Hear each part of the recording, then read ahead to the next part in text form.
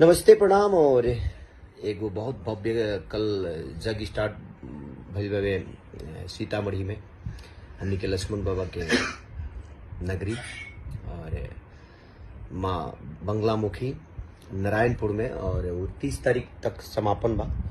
तर लोग भारी से भारी संख्या में जाके वो यज्ञ के लुत्फ उठाई और आशीर्वाद ली बाबा के। जैसे ये बड़ी करीबी बाबा है हमनी के वहाँ के और एगो प्यार आशीर्वाद हमेशा वहाँ के हमनी के मिलल बा।